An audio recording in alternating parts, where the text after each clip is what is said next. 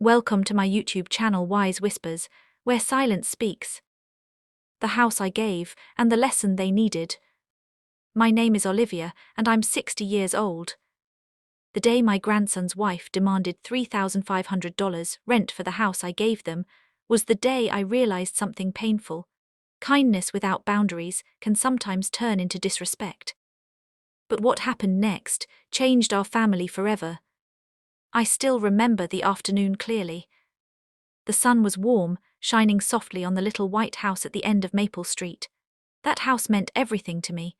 My late husband and I had bought it 35 years ago when we were young and full of dreams. We raised our children there, celebrated birthdays, and cried through difficult days. After my husband passed away, the house felt too quiet.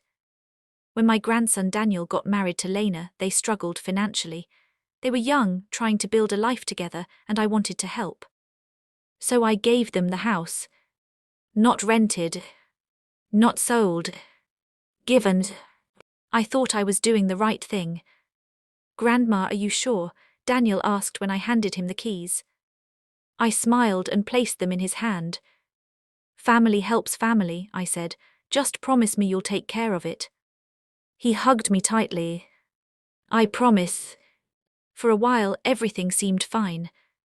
They moved in, painted the walls, and filled the home with laughter again.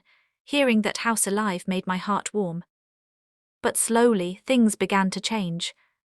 Daniel started visiting less, and Lena always seemed distant. Still, I ignored the feeling in my chest. I didn't want to believe anything was wrong. One evening, I decided to visit. I brought homemade apple pie, Daniel's favorite since he was a little boy. When I knocked on the door, Lena opened it with a forced smile. "Oh, Olivia, you should have called first." I blinked in surprise but stayed polite. "I was nearby," I said gently. "I thought I'd say hello." She stepped aside and let me in. The house looked different now, expensive furniture, decorations I didn't recognize. Daniel came downstairs, but instead of his usual warm hug he looked uncomfortable. We sat in the living room. Then Lena cleared her throat. "Actually, Olivia," she said, crossing her arms, "since you're here we should discuss something." Something in her tone made my stomach tighten. "What is it?" I asked. She leaned forward. "Well, since you technically gave us the house, we feel it's only fair that if you want to visit regularly, you should contribute." I frowned slightly. "Contribute?" Daniel looked down at the floor. Lena continued without hesitation. "Yes, rent." My heart skipped. "Rent?" She nodded calmly. $3,500 a month. For a moment I thought I heard wrong. "You want me," I said slowly, "to pay rent for the house I gave you?" The room fell silent. Daniel still didn't look up. Lena shrugged. "Well, it's our house now." Her words hit me harder than I expected. 35 years of memories, handed over out of love, and now I was being treated like a stranger. I stood up quietly. "I see," I said. Daniel finally spoke.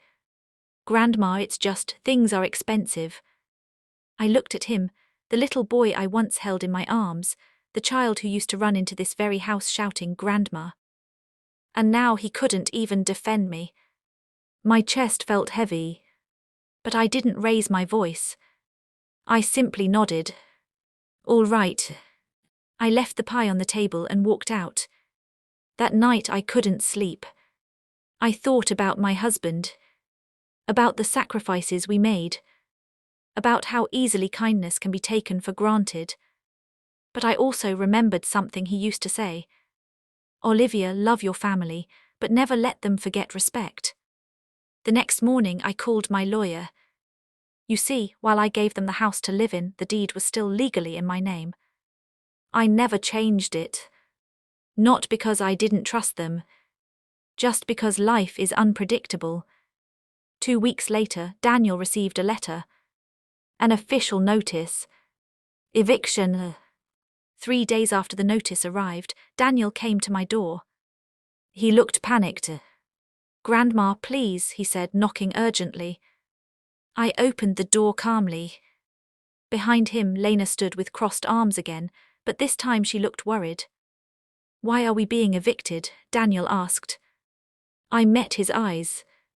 "Because the house belongs to me." Lena stepped forward angrily. "But you gave it to us." "No," I said softly, "I let you live there." They both went silent. Then I continued. "But when you demanded $3,500 rent from me, for my own home, I realized something." Daniel's voice cracked. "What? You forgot what family means." Tears filled his eyes. "I'm sorry, Grandma," he whispered. For the first time, Lena looked ashamed too. Daniel stepped closer. "I didn't stop her, and that was wrong." The pain in his voice softened my heart, but the lesson still mattered. "I loved that house," I said quietly, "but more than that, I loved the people in it." The silence hung heavy between us. Finally, Daniel spoke again. "Please don't take the house away. We'll fix everything." I looked at them carefully. Sometimes people need consequences to truly understand their mistakes. After a long pause, I said, "You can stay." Relief flooded Daniel's face. But I added firmly, "Only if things change."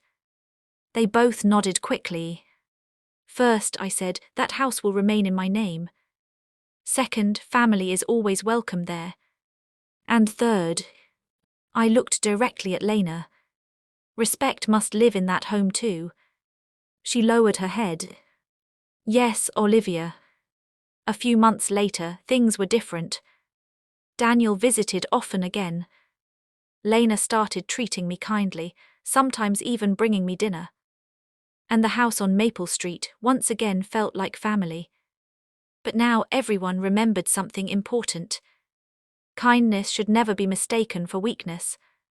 Moral of the story: generosity is a beautiful thing, but without respect and gratitude, even the greatest gifts can lose their meaning. True family values love, appreciation, and humility.